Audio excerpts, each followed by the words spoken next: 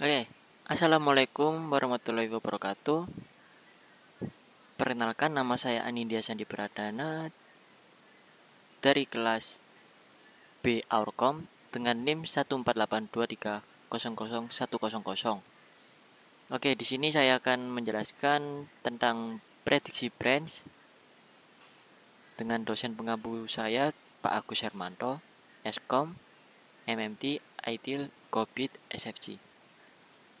Oke, di sini saya akan memasukkan tentang pengertian dari prediksi branch. Jadi prediksi branch itu atau branch prediction adalah teknik dalam arsitektur komputer yang digunakan untuk meningkatkan kinerja eksekusi instruksi dengan menebak hasil dari cabang branch sebelum diketahui secara pasti. Atau cabang dalam konteks ini mengacu pada instruksi program yang dapat menyebabkan aliran kontrol berpindah ke lokasi yang berbeda, seperti pernyataan if, loop, switch, kayak gitu. Oke.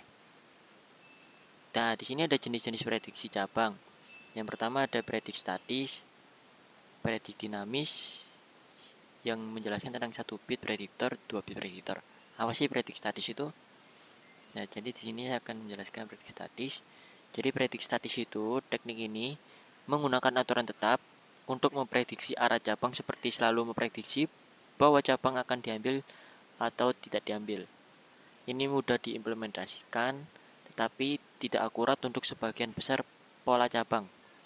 Nah, kalau predik dinamis, itu teknik ini menggunakan riwayat eksekusi sebelum untuk membuat prediksi yang lebih akurat. Jadi predik dinamis ini lebih kompleks tetapi cenderung lebih akurat dibandingkan predik statis itu. Nah, itu ada 1 bit prediktor. Jadi 1 bit prediktor ini menggunakan 1 bit untuk mengingat apakah cabang terakhir kali diambil atau tidak diambil. Jika diambil, bit diatur ke 1, jika tidak ke 0. Kalau 2 bit prediktor itu menggunakan 2 bit untuk melacak pola cabang, memungkinkan 4 kemungkinan keadaan seperti ditunjukkan dalam diagram yang foto itu. Jadi ini ada manfaat. Kita masuk ke poin manfaat, yaitu poin pertama mengurangi overhead peopling. Jadi dengan memprediksi cabang dengan benar, prosesor dapat menghindari overhead yang terkait dengan pengosongan peopling. Poin kedua, meningkatkan throughput. Jadi itu prediksi cabang yang akurat memungkinkan prosesor untuk mengeksekusi lebih banyak instruksi dalam periode waktu yang sama. Poin ketiga itu optimalisasi eksekusi. Jadi itu prediksi cabang yang efektif dapat membantu dalam penjadwalan instruksi yang lebih baik dan optimalisasi penggunaan sumber daya CPU. Nah, sini kita masuk ke pokok pembahasan, yaitu ada penjelasan gambar. Jadi gambar mewakili mesin status. Prediksi cabang 2 bit ini yang bisa digunakan dalam arsitektur CPU untuk memprediksi hasil instruksi cabang. Oke, di sini ada 4 stage. Yang pertama itu predict taken, dalam kurung strongly taken. Artinya itu prediksi yang diambil. Terus poin yang kedua ada predict taken atau weakly taken. Itu adalah prediksi yang diambil tapi diambil dengan lemah. Kalau yang poin ke-1 itu kayak sangat diambil gitu. Terus yang ketiga ada predict not taken, itu prediksi yang tidak diambil. Terus yang keempat ada predict not taken, sama, cuman itu weakly not taken, jadi sangat tidak diambil. Nah, kita masuk ke poin gambar. Di sini saya akan menjelaskan tentang gambar ini.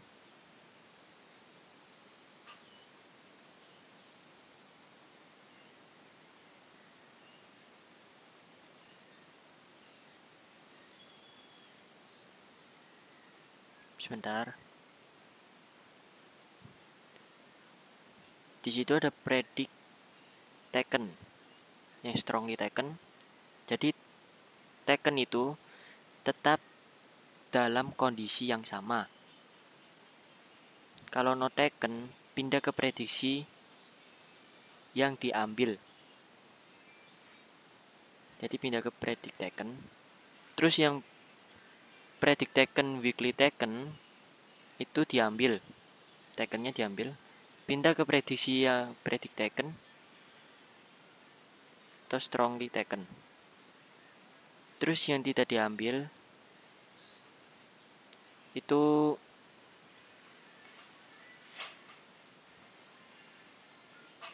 diambil, pindah ke prediksi, diambil lemah. Kalau tidak diambil, pindah ke prediksi, diambil atau sangat tidak diambil. Terus yang predict not taken, strongly not taken itu takennya pindah ke prediksi, tidak diambil. Kalau not taken tetap dalam kondisi yang sama. Gini lebih gampangnya gini, kayak kita membaca diagram aja. Jadi diagram tersebut itu membentuk mesin negara atau 4 negara bagian disusun dalam bentuk persegi. Jadi setiap keadaan itu mewakili prediksi saat ini tentang instruksi cabang itu diambil atau tidaknya. Jadi pernah menunjukkan transisi antar negara bagian yang tergantung pada apakah cabang tersebut benar-benar diambil atau tidak. Urutannya itu kayak gini. Yang pertama itu ada mulai dari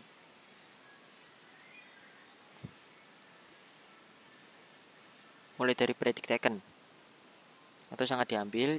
Yang kedua, jika cabang diambil, tinggal diprediksi diambil. Jika cabang tidak diambil, pindah ke prediksi yang diambil lemah. Terus yang keempat, jika cabang diambil lagi, pindah ke prediksi yang diambil, sangat diambil gitu. Yang kelima, jika cabang tidak diambil lagi, pindah ke prediksi tidak diambil. Jadi status membantu meningkatkan keakuratan prediksi cabang dengan menyediakan buffer atau status lemah. Sebelum beralih ke prediksi, sebaliknya status itu kuat. Jadi mekanisme ini membantu menangani cabang yang mungkin memiliki variasi sekali tanpa segera mengubah arah prediksi. Gitu. Nah, jadi kesimpulan dari materi ini itu prediksi cabang adalah teknik penting dalam arsitektur komputer yang digunakan untuk meningkatkan kinerja prosesor dengan menebak arah cabang dari instruksi percabangan. Dalam prosesor modern, prediksi cabang membantu mengurangi overhead pipeline dan meningkatkan throughput dengan membuat eksekusi instruksi lebih efisien. Sekian, terima kasih. Mohon maaf jika materi yang saya sampaikan kurang paham atau kurang bisa dipahamin. Mohon maaf sekali. Wassalamualaikum warahmatullahi wabarakatuh.